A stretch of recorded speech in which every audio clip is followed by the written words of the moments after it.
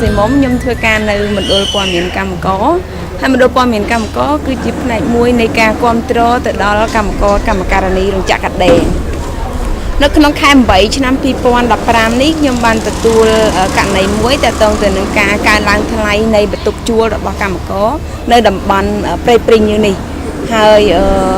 អ្វីដែលជាបញ្ហាដោយសារតែប្រាក់ចំណូលរបស់កម្មករកម្មការិនីនោះទៀតអ្នកដែលរស់នៅក្នុងបន្ទប់ហ្នឹងគាត់អត់អាចព្រមព្រៀងក្នុងការបង់លុយនៃការឡើងថ្លៃនឹងបានគាត់សុំធ្វើការចរចាជាមួយនឹងម្ចាស់ផ្ទះប៉ុន្តែជាលទ្ធផលម្ចាស់ផ្ទះជួលគាត់អត់ព្រមបញ្ចុះតម្លៃទៅដល់កម្មករនឹងទេហើយឃើញថាកម្មករនៅតែបន្តធ្វើការរួមគ្នាទាមទារធ្វើម៉េចយ៉ាងធ្វើយ៉ាងណាកុំឲ្យមានការឡើងថ្លៃនឹងម្ចាស់ផ្ទះនៅតែអត់ព្រមទៀតកម្មករទាំងអស់គ្នានឹងគាត់បានព្រមព្រៀងគ្នានៅក្នុងការចាក់ចេញជំរាបសួរខ្ញុំឈ្មោះខាន់សុភាធ្វើការនៅ Glet P 2006ផ្ទះជួលខ្ញុំតម្លៃ20រៀលដល់ពេលខ្ញុំធ្វើការ2007ឡើង22បន្ទាប់មកទៀតចុងក្រោយខ្ញុំចាំថា2000ថាជា2010ឬក៏2012គាត់ឡើងដល់25តែដល់ពេល2013គាត់ទាមទារម្ចាស់ផ្ទះជួលខ្ញុំទាមទារឡើងមក30រៀលពួកខ្ញុំចរចាមួយគាត់ចរចាដំបូងខ្ញុំដើរជាមួយខាង WIC មណ្ឌលព័ត៌មានកម្មករខ្ញុំបានដើរចូលរួមមួយគាត់មានភាពក្លាហានខ្លះនឹងគាត់បានពន្យល់ណែនាំពីបញ្ហាអ្វីដែលតកតងនឹងបញ្ហាកម្មករផ្ទះជួលអីចឹងខ្ញុំអាចដឹងខ្លះអញ្ចឹងក៏ខ្ញុំទៅវិភាសាជាមួយពួកគាត់បានណែនាំច្រើនហើយដល់ពេលក្រោយមកទៀតម្ចាស់ផ្ទះជួលខ្ញុំទាមទារឡើង2014គាត់ទាមទារឡើងបន្ទប់35ពួកខ្ញុំដំបូងខ្ញុំខ្លួនខ្ញុំទៅពិភាក្សាជាមួយមណ្ឌលកម្មករទៀតតែពួកគាត់បានណែនាំច្រើនខ្ញុំទៅពិភាក្សាជាមួយអ្នកបន្ទប់ទាំងអស់គ្នាថាប្រសិនបើបន្ទប់ផ្ទះជួលនឹងឡើងថ្លៃតើពួកយើងគួរធ្វើយ៉ាងម៉េចនៅទៀតឬក៏ចេញអញ្ចឹងពួកគាត់ថាបើសិនជាចេញបន្ទប់ផ្សេងគឺក៏ឡើងដែរខ្ញុំថាខ្ញុំយល់ថាបន្ទប់ផ្សេងឡើងតែបើសិនជាយើងធ្វើអញ្ចឹងបន្ទប់ផ្ទះជួលមួយនឹងបានចិត្តហើយគាត់នឹងឡើងតាមប្រាក់ខែដែលយើងឡើងអញ្ចឹងខ្ញុំក៏ពិភាក្សាជាមួយថាឥឡូវពួកយើងសាកល្បងតវ៉ាជាមួយពួកគាត់បើសិនជាមិនចាំយើងពិចារណាតាមក្រោយទៅពួកខ្ញុំតវ៉ា2013តវ៉ាទៅម្ចាស់ផ្ទះជួលថាប្រាក់ខែពួកខ្ញុំពេលណាឡើងកាន់តែឡើងទុកផ្ទះជួលគាត់ក៏ឡើងដែរបើសិនជាពួកខ្ញុំនៅកើតក៏នៅមិនកើតគាត់ទុកផ្ទះជួលហ្នឹងឲ្យទនីចោលមិនខ្វល់ទេគាត់អត់ខាត់បងអីតែពួកយើងនេះគ្មានកន្លែងដេកគ្មានកន្លែងនៅ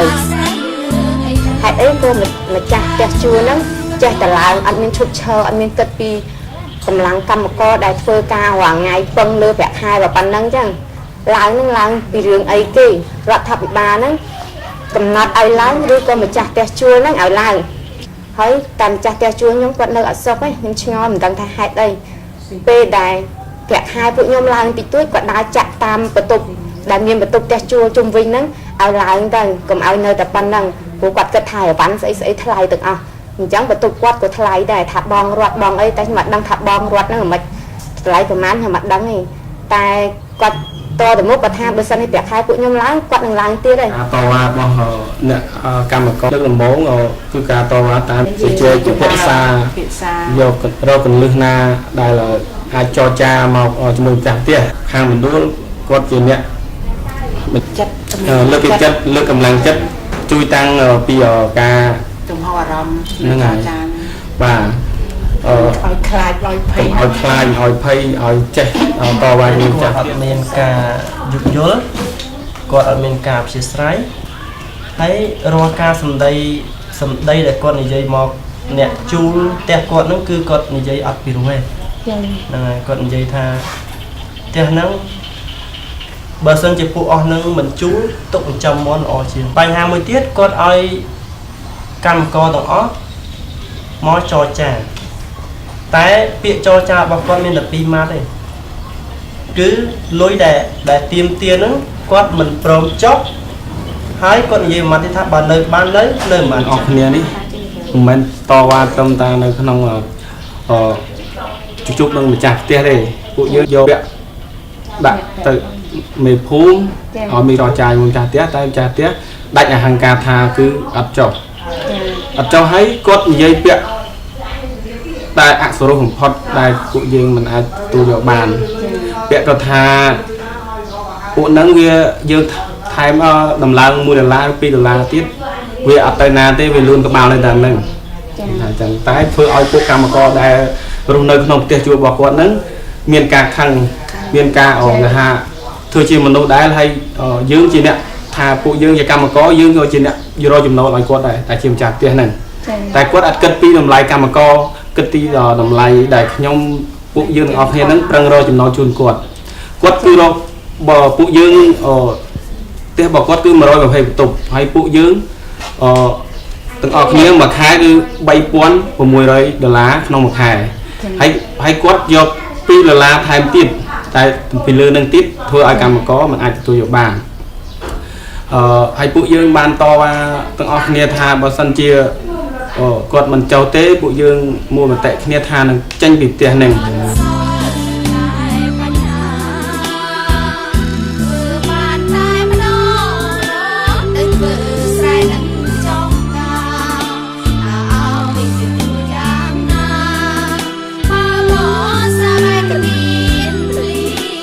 មានស្រីកម្មករទាំងអស់គ្នាមកចាំផ្ទះខ្ញុំគាត់ពឹងពាក់ខ្ញុំឲ្យជួយសម្រួលដល់ម្ចាស់ផ្ទះជួលហ្នឹងឲ្យបានចុះថ្លៃ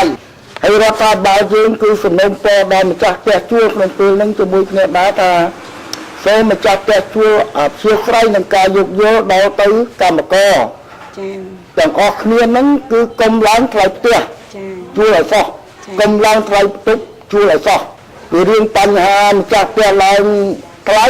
ក៏ខ្ញុំដោះស្រាយមកជំនាញនៅភូមិរបស់ខ្ញុំខ្ញុំចូលជ្រៅទៅដល់ផ្ទះជួលណាបាននិយាយគាត់ណែនាំគាត់ទៅគាត់មិនយល់ព្រមរហូតដល់ទីកម្មករមិនបានស្នាក់នៅ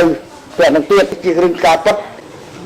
អត់អីទេគឺថាអារម្មណ៍ខ្ញុំត្រេកអរណាស់ហើយមានការបញ្ហាអីយើងខ្ញុំនឹងចូលរួម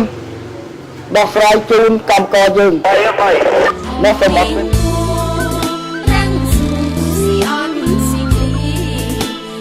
សូមផ្ញើសារដល់បងប្អូនកម្មករកម្មការិនីដែលធ្វើការរោងចក្រសូមបើសិនជាមានបញ្ហាដូចជារូបខ្ញុំនេះ